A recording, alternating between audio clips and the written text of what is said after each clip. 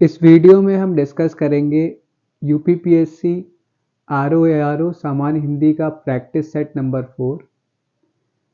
सभी 60 प्रश्न मैं डिस्कस करूंगा यहाँ पे, और आप कमेंट बॉक्स में ज़रूर बताएं कि आपके कितने प्रश्न सही हो रहे हैं। तो आप मेरे साथ इस वीडियो में अंत तक बने रहें सभी 60 प्रश्नों का व्याख्यात्मक हल के लिए। और अगर आपने अभी तक इस चैनल को सब्सक्राइब नहीं किया है तो सब्सक्राइब ज़रूर करें, ताकि ऐसे ही वीडियोस आपको समय पर मिलते रहें। तो चलिए अब इस वीडियो को शुरू करते हैं। सबसे पहले प्रश्न की बात करते हैं। यहाँ पर पहला प्रश्न है, यहाँ पर किस विकल्प में सही विलोम युग्म नहीं है। ऑप्शन है यहाँ पर आतुर अनातुर, अनुजीवी परजीवी, आश अनाश, आशीष या अभिशाप। तो इस प्रश्न का सही उत्तर है ऑप्शन बी, अनुजीवी परजीवी। अनुजीवी परजीवी समानार्थक शब्द हैं, विलोम शब्द नहीं है। ये आत्मनिर्भर के विलोम शब्द हैं। अगला प्रश्न, उदय शब्द का विलोम शब्द है। ऑप्शन है लाल, भासित, बलिष्ठ या अस्त। इस प्रश्न का सही उत्तर है ऑप्शन डी, उदय का शब्द का विलोम होता है अस्त। अगला प्रश्न है, किस विकल्प में सही विलोम युग्म है। ऑप्शंस हैं करुणनिष्ठुर, आस्तिक, अधार्मिक, संकल्प, अकल्प, सुदूर या विस्तार, सुदूर का विस्तार। इस प्रश्न का सही उत्तर है ऑप्शन ए, करुण का निष्ठुर, जो कि सही विलोम युग्म है। तो ऑप्शन ए इस प्रश्न का सही उत्तर है। वहीं अगर बात की जाए आस्तिक की, तो आस्तिक का विलोम नास्तिक होता है, ना कि अधार्मिक। तो इस वजह से ये ऑप्शन नंबर बी गलत है आपका। ऑप्शन सी, संकल्प का अकल्प विलोम नहीं होता, संकल्प का होता है विकल्प। वहीं सुदूर का विलोम होता है सन्निकट, विस्तार गलत है। अगले प्रश्न पर चलते हैं। प्रश्न नंबर 4 में पूछा गया है, चिरंतर शब्द का विलोम निम्नलिखित में से कौन सा होगा। ऑप्शन है शाश्वत, सनातन, अविच्छिन्न या नश्वर। तो इस प्रश्न का सही उत्तर है ऑप्शन डी, नश्वर। तो चिरंतर और शाश्वत दोनों ही शब्दों का विलोम नश्वर होता है। तो ऑप्शन डी इस प्रश्न का सही उत्तर है। वहीं अगर बात की जाए ऑप्शन बी की सनातन, तो सनातन का विलोम होता है अधुनातन, और अविच्छिन्न का विलोम होता है विच्छिन्न।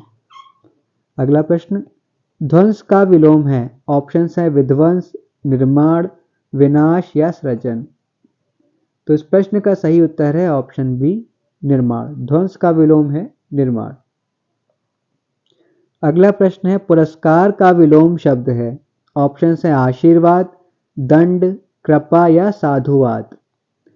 इस प्रश्न का सही उत्तर है ऑप्शन बी, दंड। तो पुरस्कार शब्द का विलोम दंड है। वहीं अगर बात की जाए कृपा, तो कृपा का विलोम होता है कोप। अगला प्रश्न देखते हैं, इनमें से विलोम शब्दों का एक सही युग्म है। ऑप्शन है यहाँ पर आपत्ति, विपत्ति, अवर्षण, अनावर्षण, गणतंत्र, जनतंत्र या आपत्ति, अनापत्ति। इस प्रश्न का सही उत्तर है ऑप्शन डी, आपत्ति का अनापत्ति, जो कि विलोम शब्दों का एक सही युग्म है। वहीं अगर बात की जाए अन्य जो ऑप्शंस दिए गए हैं यहाँ पर, तो विपत्ति का संपत्ति होता है, ना कि आपत्ति। और आवर्षण का होता है, आवर्षण का अनावर्षण। और गणतंत्र का राजतंत्र, ना कि जनतंत्र। अगला प्रश्न देखते हैं, निम्नलिखित में से गलत विलोम शब्द युग्म कौन सा है। यहाँ ऑप्शन है आपके प्रवेश नवेश, मूक वाचाल, भूत भविष्य, पुरस्कार तिरस्कार। तो इस प्रश्न का सही उत्तर है ऑप्शन ए, प्रवेश नवेश। यहाँ पर गलत विलोम शब्द पूछा है, तो प्रवेश नवेश ये गलत है। यहाँ पर प्रवेश शब्द का अगर विलोम कहा जाए तो प्रवेश शब्द का विलोम निकास होगा, ना कि नवेश। अन्य सभी विकल्प यहाँ पर सही हैं। मूक का वाचाल, भूत भविष्य, पुरस्कार तिरस्कार। अगला प्रश्न, निम्न में कौन सा विलोम युग्म त्रुटिपूर्ण है, कौन सा विलोम युग्म गलत है। ऑप्शन है सहयोगी वियोगी, तेजस्वी निस्तेज, आद्र अनाद्र, श्रोता वक्ता। इस प्रश्न का सही उत्तर है ऑप्शन ए, सहयोगी वियोगी, जो कि विलोम युग्म त्रुटिपूर्ण है। सहयोगी का विलोम प्रतियोगी होता है, ना कि वियोगी। अगला प्रश्न है, निम्न में कौन सा विलोम युग्म त्रुटिपूर्ण है। तुच्छ महान, नश्वर शाश्वत, विशिष्ट अशिष्ट, निर्माता मलिन।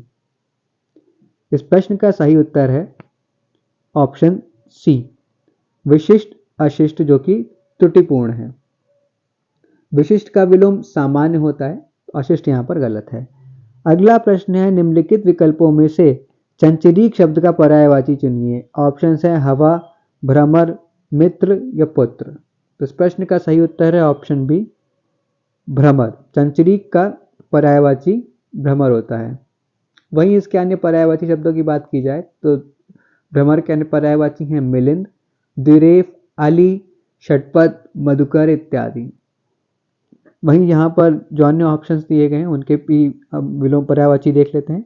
तो हवा का पर्यायवाची क्या होता है? हवा का पर्यायवाची है वात, समीर, अनिल, मरुत, प्रकंपन आदि। मित्र का विलोम मित्र का पर्यायवाची मित्र के पर्यायवाची हैं सखा, दोस्त, मीत इत्यादि। और पुत्र के पर्यायवाची की बात की जाए तो पुत्र के पर्यायवाची हैं तनय, तनुज, आत्मज, सुत इत्यादि। अगला प्रश्न देखते हैं, प्रश्न नंबर 12। दुर्गा का पर्यायवाची है, ऑप्शन है भारती, श्री, धात्री या ज्योत्सना। इस प्रश्न का सही उत्तर है ऑप्शन सी धात्री। दुर्गा का पर्यायवाची यहाँ पर धात्री है। दुर्गा के अन्य पर्यायवाची हैं चंडी, चामुंडा, कामाक्षी, चंडिका, कालिका आदि। वहीं यहाँ पर भारती जो कि सरस्वती का पर्यायवाची है, श्री लक्ष्मी का और ज्योत्सना चांदनी का पर्यायवाची है। तो यहाँ पर दुर्गा का पर्यायवाची पूछा है तो धात्री इस प्रश्न का सही उत्तर है। अगला प्रश्न है महाश्वेता किसका पर्यायवाची है? ऑप्शन है लक्ष्मी, सरस्वती, पार्वती या सीता। तो इस प्रश्न का सही उत्तर है ऑप्शन बी सरस्वती। महाश्वेता सरस्वती का पर्यायवाची है। सरस्वती के अन्य पर्यायवाची भारती, ब्राह्मी, वाक, गिरा, शारदा, वागीशा, वीणापाणी, भाषा इत्यादि। वहीं पार्वती के पर्यायवाची हैं उमा, गौरी, भवानी, अंबिका, शिवा आदि। लक्ष्मी के पर्यायवाची हैं कमला, हरिप्रिया, रमा, श्री, सिंधुसुता आदि। और सीता के पर्यायवाची की बात की जाए तो सीता के पर्यायवाची हैं जानकी, वैदेही, भूमिजा, रामप्रिया, जनकनंदिनी इत्यादि। अगला प्रश्न देखते हैं, प्रश्न नंबर 14। यातुधान का पर्यायवाची क्या है? ऑप्शन हैं पथिक कष्ट, काल हवा, यातना हिंसा, राक्षस निशाचर। इस प्रश्न का सही उत्तर है ऑप्शन डी राक्षस निशाचर जो कि यातुधान के पर्यायवाची हैं। तो धनुज, दानव, दैत्य, राक्षस, निशाचर, निशाचर, रजनीचर इत्यादि यातुधान के पर्यायवाची हैं। अगला प्रश्न, कौन सा शब्द सूर्य का पर्यायवाची नहीं है? ऑप्शन है मारतंड, मरीचि, पतंग, केशरी। इस प्रश्न का सही उत्तर है ऑप्शन डी केशरी। केशरी शब्द सूर्य का पर्यायवाची नहीं है, केशरी सिंह का पर्यायवाची है। अगला प्रश्न है स्त्री का पर्यायवाची शब्द नहीं है। ऑप्शन है तरुणी, प्रमदा, ललाम या ललना। इस प्रश्न का सही उत्तर है ऑप्शन सी ललाम। ललाम स्त्री का पर्यायवाची नहीं है। स्त्री के पर्यायवाची शब्द हैं नारी, वनिता, महिला, कांता, रमणी, कामिनी, भामिनी, प्रमदा, ललना, अंगना आदि। वहीं अगर बात की जाए ललाम की तो ललाम का अर्थ सुंदर या मनोहर होता है। तो इस वजह से इस प्रश्न का उत्तर होगा ऑप्शन सी। अगला प्रश्न है निम्नलिखित में से कौन सा शब्द हवा का पर्यायवाची नहीं है? ऑप्शन है यहाँ पर अनिल, अनल, मारुत, पवन। तो इस प्रश्न का सही उत्तर है ऑप्शन बी अनल। अनल हवा का पर्यायवाची नहीं है। वहीं अन्य बात की जाए अन्य हवा के पर्यायवाची की तो अनिल, मारुत, पवन, समीर, वायु, वात, बयार, समीरण, मरुत, प्रकंपन आदि हवा के पर्यायवाची हैं। अगला प्रश्न देखते हैं, पर्याय शब्दों का कौन सा समूह सही नहीं है? ऑप्शन है यहाँ पर पाठशाला, विद्यालय, स्कूल, नारी, महिला, औरत, पहाड़, पर्वत, पुस्तक, आग, अग्नि, अनल। इस प्रश्न का सही उत्तर है ऑप्शन सी पहाड़, पर्वत और पुस्तक। पर्यायवाची शब्दों का समूह सही नहीं है। तो ऑप्शन सी इस प्रश्न का सही उत्तर है। पहाड़ पर्वत का पर्यायवाची है, और अन्य अगर पर्यायवाची की बात करें तो पहाड़ का पर्वत, गिरि, शैल, नग, महीधर, भूधर, मेरु और तुंग होता है। वहीं अगर पुस्तक की बात करें तो पुस्तक इन सबसे भिन्न है। तो इस वजह से इस प्रश्न का उत्तर ऑप्शन सी होगा। अगला प्रश्न है, निम्न विकल्पों में से कौन सा पर्याय सही नहीं है? ऑप्शन है मोर कलापी, मुकुंद विष्णु, मार अनंग, मृगधर अर्कजा। इस प्रश्न का सही उत्तर है ऑप्शन डी, मृगधर अर्कजा। तो मृगधर चंद्रमा का पर्यायवाची है, वहीं अर्कजा यमुना का पर्यायवाची है। तो ये पर्यायवाची सही नहीं है, ऑप्शन डी इस प्रश्न का सही उत्तर है। अगला प्रश्न है प्रश्न नंबर 20, निम्न विकल्पों में से कौन पर्यायवाची की दृष्टि से सही नहीं है? ऑप्शन है यहाँ पर रसाल तामरस, राजा महीप, व्योम अंतरिक्ष, रात्रि यामिनी। तो इस प्रश्न का सही उत्तर है ऑप्शन ए, रसाल तामरस पर्यायवाची की दृष्टि से सही नहीं है, क्योंकि रसाल शब्द आम का पर्यायवाची है और वहीं तामरस कमल का पर्यायवाची है। तो ये भिन्न है, इस वजह से प्रश्न का उत्तर ए है। अगला प्रश्न है, जिसकी आशा न की गई हो के लिए एक उपयुक्त शब्द है। ऑप्शन है आशातीत, अप्रत्याशित, आशान्वित या प्रत्याशा। तो इस प्रश्न का सही उत्तर है ऑप्शन बी, अप्रत्याशित। अगला प्रश्न है, जिस स्त्री के पुत्र और पति ना हो, इस वाक्य के लिए एक शब्द क्या होगा? ऑप्शन है यहाँ पर अवीरा, अबला, असहाय, अकेल्या। तो इस प्रश्न का सही उत्तर है ऑप्शन ए, अवीरा। तो जिस स्त्री के पुत्र और पति ना हो उसे अवीरा कहते हैं।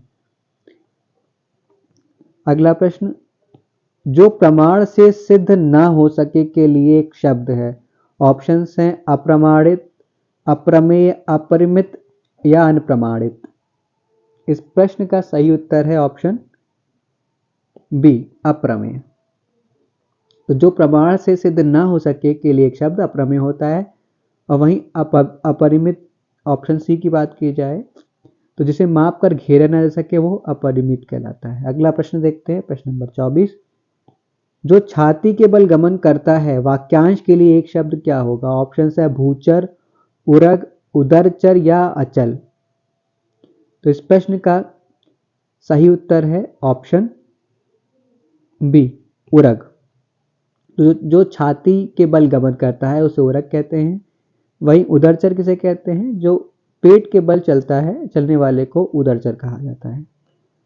अगला प्रश्न है प्रश्न नंबर 25, वह भाई जो अन्य माता से उत्पन्न हुआ हो कहलाता है। ऑप्शन हैं अन्योदर, दूरस्थ, औसर या सहोदर। तो इस प्रश्न का सही उत्तर है ऑप्शन ए, अन्योदर। तो वह भाई जो अन्य माता से उत्पन्न हुआ है अन्योदर कहलाता है। और वहीं अगर यहाँ पर बात करें औरस, तो विवाहित स्त्री से उत्पन्न पुत्र को औरस कहते हैं, जो वैध पुत्र कहा जाता है। अगला प्रश्न देखते हैं,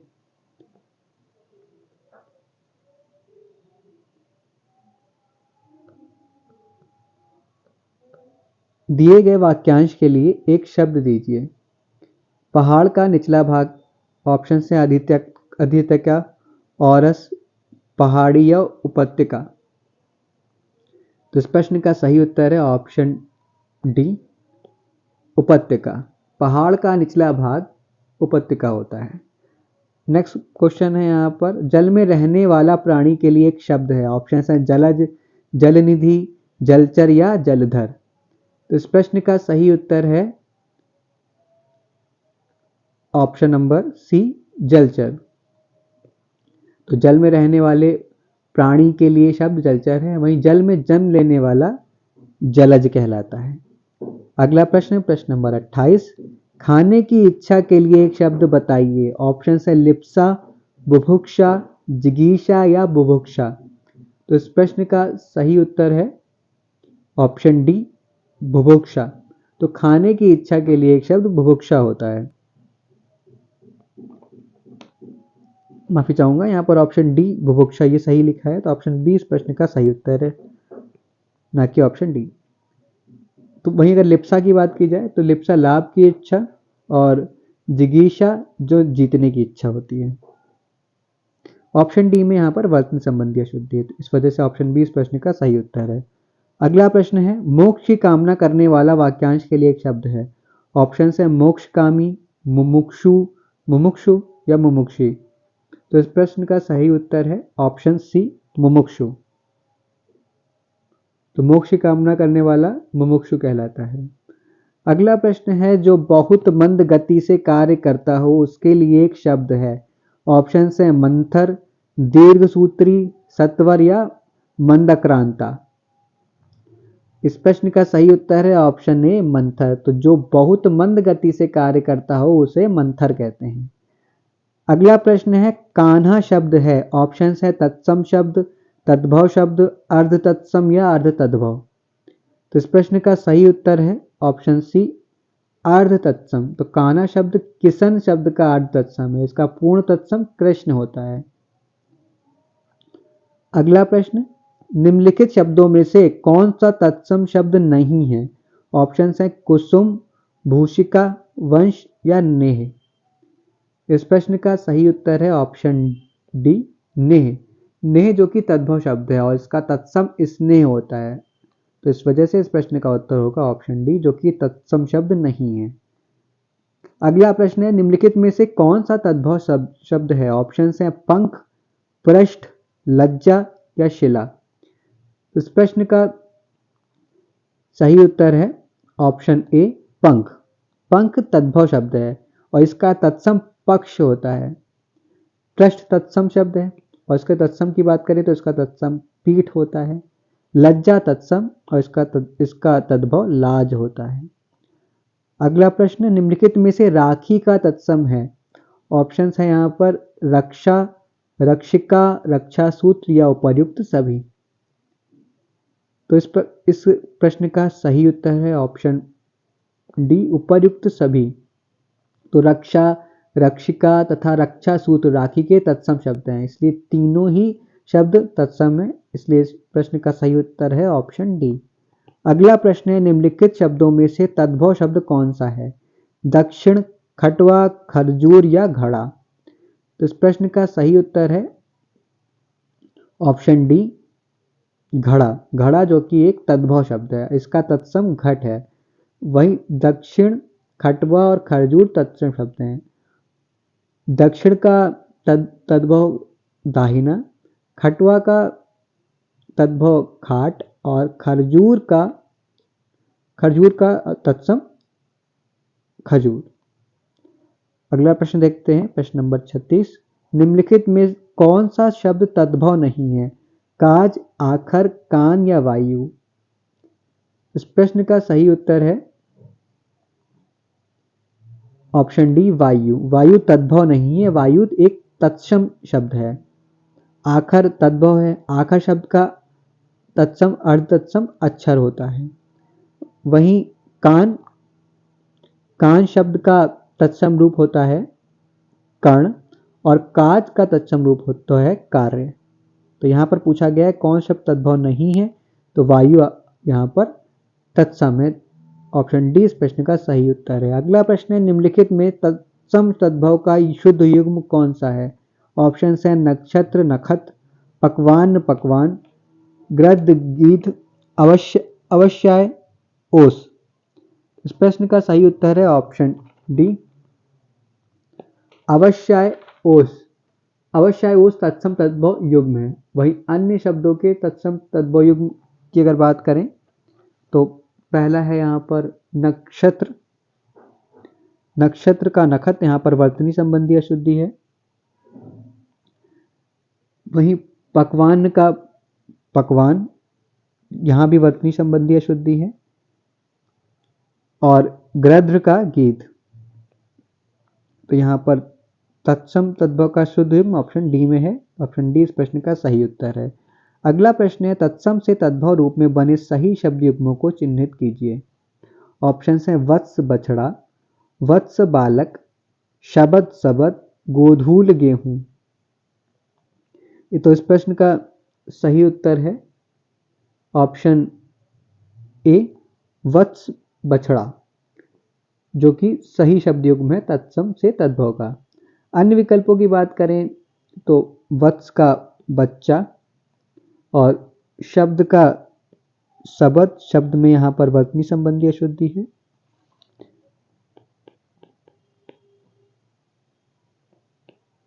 तो यहाँ पर अगर मैं इसको करेक्ट करूं तो यहाँ पर शब्द आपका कुछ ऐसा लिखा जाएगा,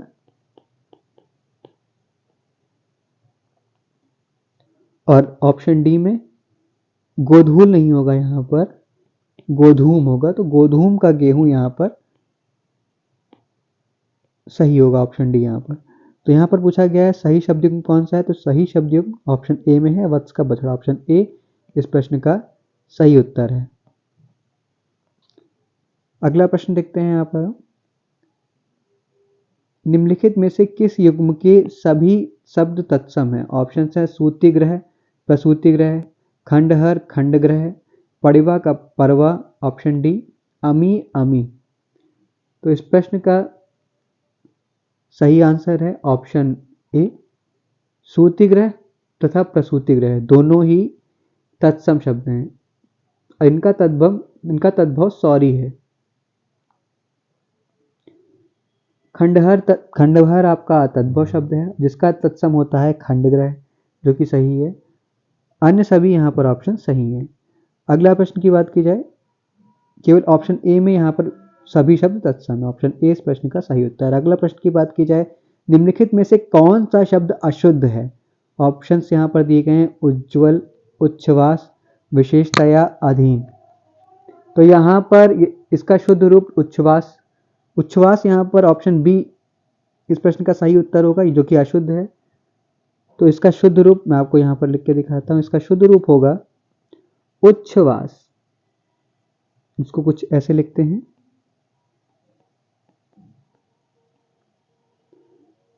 तो ये यहाँ पर शुद्ध रूप है। यहाँ पर पूछा गया है कौन सा अशुद्ध है, तो ऑप्शन बी इस प्रश्न का सही उत्तर है।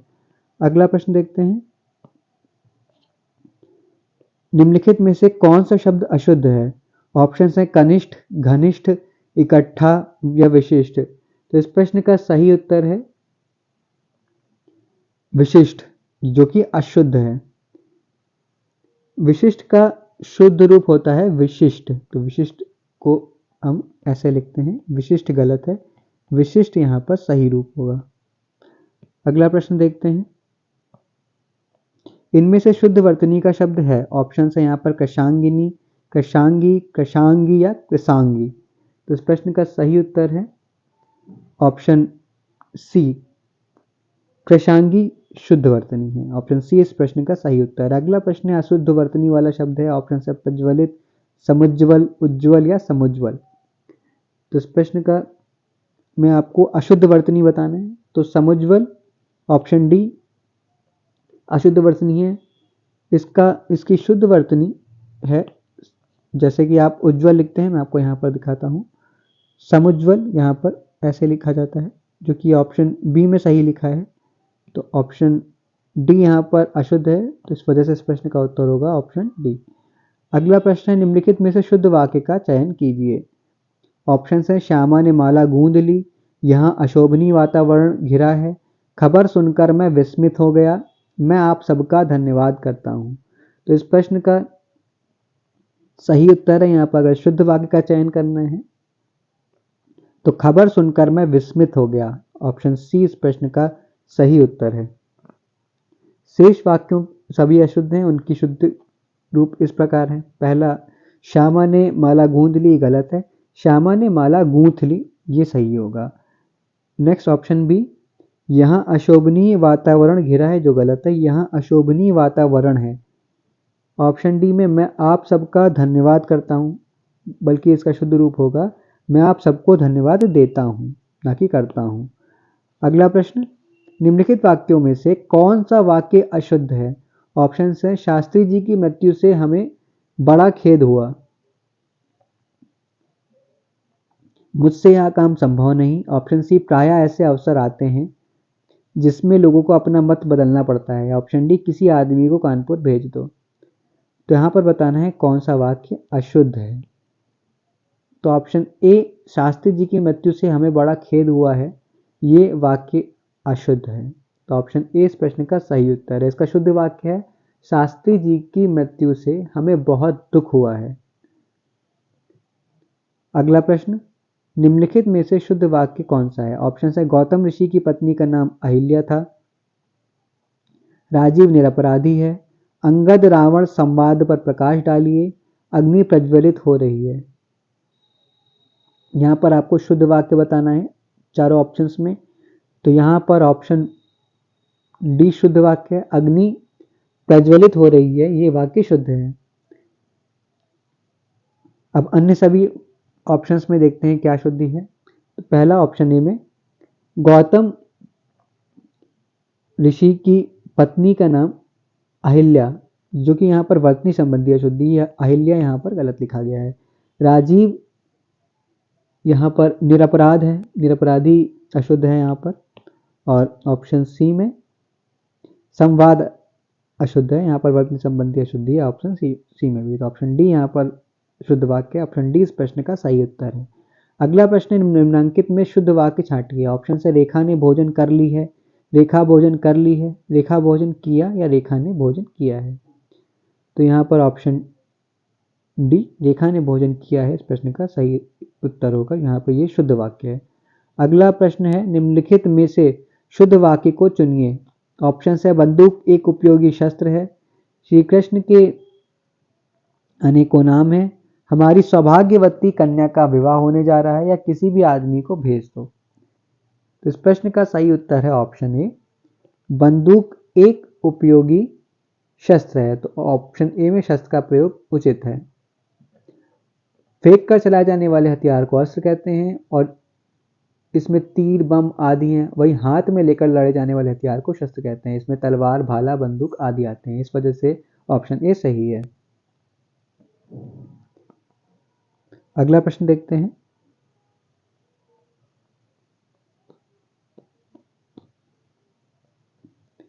निम्नलिखित में से शुद्ध वाक्य कौन सा है? मैं आपका दर्शन करने आया हूं, इस बात के कहने में किसी को संकोच ना होगा, मैं अपनी बात कहने के लिए तैयार हूं, ऐसी एकांत बातें और देखने में आती हैं। तो इस प्रश्न का सही उत्तर क्या होगा? इस प्रश्न का सही उत्तर है ऑप्शन सी, मैं अपनी बात कहने के लिए तैयार हूं। शेष वाक्य यहां पर अशुद्ध हैं। अगला प्रश्न है, स्वर्णिम विशेषण शब्द का प्रयोग निम्नलिखित में से किसके लिए नहीं किया जा सकता है? यहाँ पर बताना है, स्वर्णिम जो कि विशेषण है, इसका प्रयोग किस ऑप्शन के साथ नहीं किया जा सकता है? ऑप्शन है, अक्षर, प्रयास, सुयोग या उषा। तो इस प्रश्न का सही उत्तर है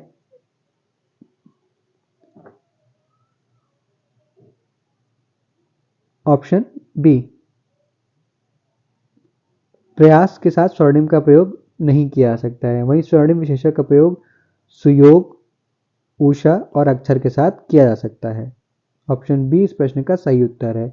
अगला प्रश्न है, भौतिक और नश्वर जगत में दैवी प्रकोप अप्रत्याशित घटना नहीं है, उपयुक्त वाक्य में कितने विशेषण हैं? ऑप्शन है 2, 3, 5 या 4। तो इस प्रश्न में टोटल 4 विशेषण हैं। ऑप्शन डी इस प्रश्न का सही उत्तर है। वो 4 विशेषण कौन कौन से हैं? सबसे पहला भौतिक, नश्वर, दैवी और अप्रत्याशित। तो यहाँ पर 4 विशेषण हैं। वहीं अगर बात की जाए विशेष्य की, तो यहाँ पर जगत, प्रकोप और घटना, ये तीनों यहाँ पर विशेष्य हैं। तो अगर यहाँ पर विशेष्य पूछा जाता तो विशेष्य 3 और विशेषण 4। अगला प्रश्न देखते हैं, प्रयोग के आधार पर अज्ञान शब्द होगा। ऑप्शन है, केवल विशेषण, केवल विशेष्य, विशेषण और विशेष्य दोनों, या प्रयुक्त में से कोई नहीं। तो इस प्रश्न का सही उत्तर है ऑप्शन सी, विशेषण और विशेष्य दोनों। तो अज्ञान शब्द प्रयोग के आधार पर विशेषण और विशेष्य दोनों हैं। इस तरह अन्य शब्द जैसे कि पांडु शब्द भी प्रयोग के आधार पर विशेष और विशेषण दोनों ही है। अगला प्रश्न देखते हैं, निम्नलिखित में से कौन सा शब्द क्रमवाचक विशेषण है? ऑप्शन है 2, 3, तिगुना या तीसरा। तो यहाँ पर आपको बताना है कौन सा शब्द क्रमवाचक विशेषण है। तो इस प्रश्न का सही उत्तर है ऑप्शन डी, तीसरा। तीसरा शब्द क्रमवाचक विशेषण है। अगला प्रश्न देखते हैं, निम्नलिखित में से कौन सा एक विशेषण शब्द है। ऑप्शन है क्षम्य, फेन, शिक्षा या भ्रम। तो इस प्रश्न का सही उत्तर है ऑप्शन ए, क्षम्य। क्षम्य विशेषण है और इसका विशेष क्षमा है। वही शिक्षा जो कि विशेष है और इसका विशेषण शैक्षिक या शिक्षित होता है। फेन और भ्रम दोनों ही विशेष हैं और इनके विशेषण की बात की जाए तो फेन का विशेषण फेनिल और भ्रम का भ्रामक होता है।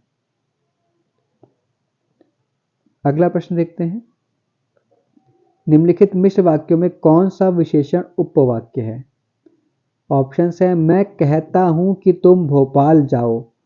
ऑप्शन बी, लखनऊ जो उत्तर प्रदेश की राजधानी है एक ऐतिहासिक नगर है। जब मैं स्टेशन पहुंचा तभी ट्रेन आई। या ऑप्शन डी, मैं चाहता हूं कि आप यहीं रहें।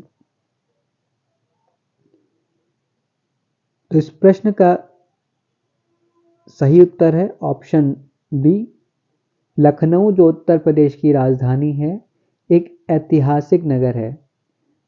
इस वाक्य में जो उत्तर प्रदेश की राजधानी है आश्रित उपवाक्य विशेषण की तरह कार्य कर रहा है, इसलिए इस प्रश्न का सही उत्तर है ऑप्शन बी। अगला प्रश्न है, निम्नलिखित में से विशेष एवं विशेषण की दृष्टि से एक युग्म गलत है। ऑप्शंस हैं यहाँ पर क्रोध का क्रुद्ध, आसक्ति का आसक्त, आकर्षण का आकृष्ट, ईर्ष्या का उपेक्षा। तो इस प्रश्न का सही उत्तर है ईर्ष्या का उपेक्षा, जो कि यहाँ पर गलत युग्म है। ईर्ष्या जो कि विशेष है और इसका विशेषण होता है ईर्ष्यालु। वहीं उपेक्षा की बात की जाए तो उपेक्षा एक विशेष है और इसका विशेषण उपेक्षित होता है। अन्य सभी युग्म विशेष एवं विशेषण की दृष्टि से सही है। यहाँ पर हमसे गलत युग्म पूछा है तो ऑप्शन डी इस प्रश्न का सही उत्तर होगा। अगला प्रश्न है, भक्त की करुण पुकार सुनकर भक्त वत्सल भगवान दयाद्र हो उठे। वाक्य में प्रयुक्त विशेष्यों की दृष्टि से कौन सा युग्म शुद्ध है। इस वाक्य में सबसे पहले हम देखते हैं विशेष कहाँ पे है। तो उपयुक्त वाक्य में यहाँ पर भक्त की करुण पुकार, तो पुकार विशेष है। इसका विशेषण की बात की जाए तो विशेषण यहाँ पर करुण है और साथ ही साथ यहाँ पर भगवान विशेष है। इसका विशेषण यहाँ पर भक्त वत्सल है।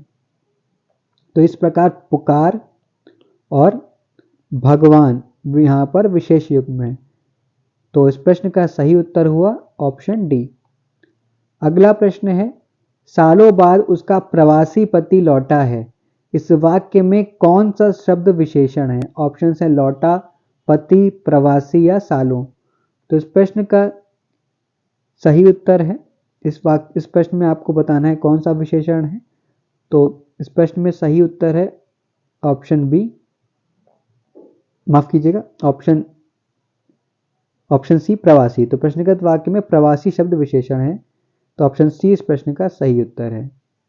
प्रवासी जो है वो पति की विशेषता बता रहा है, पति शब्द की विशेषता बता रहा है, इस वजह से यह यहाँ पर विशेषण की तरह प्रयोग किया जा रहा है। और यहाँ पर प्रवासी शब्द कौन सा विशेषण है, यहाँ पर सर्वनाम शब्द के साथ प्रयोग हुआ है, इसलिए सार्वनामिक विशेषण है। ऑप्शन सी इस प्रश्न का सही उत्तर है। अगला प्रश्न है, बाजारू शब्द है। ऑप्शन है सार्वनामिक विशेषण, गुणवाचक विशेषण, संख्यावाचक विशेषण या इनमें से कोई नहीं। तो इस प्रश्न का सही उत्तर है ऑप्शन बी, गुणवाचक विशेषण। तो बाजारू शब्द गुणवाचक विशेषण है। तो ये था आपका प्रैक्टिस सेट नंबर 4 सामान्य हिंदी का। इसमें मैंने आपके सभी 60 प्रश्न डिस्कस किए। अगर आपको ये वीडियो पसंद आया हो तो इस वीडियो को लाइक ज़रूर करें और ऐसे ही वीडियोस के लिए इस चैनल को सब्सक्राइब करना ना भूलें। Thank you.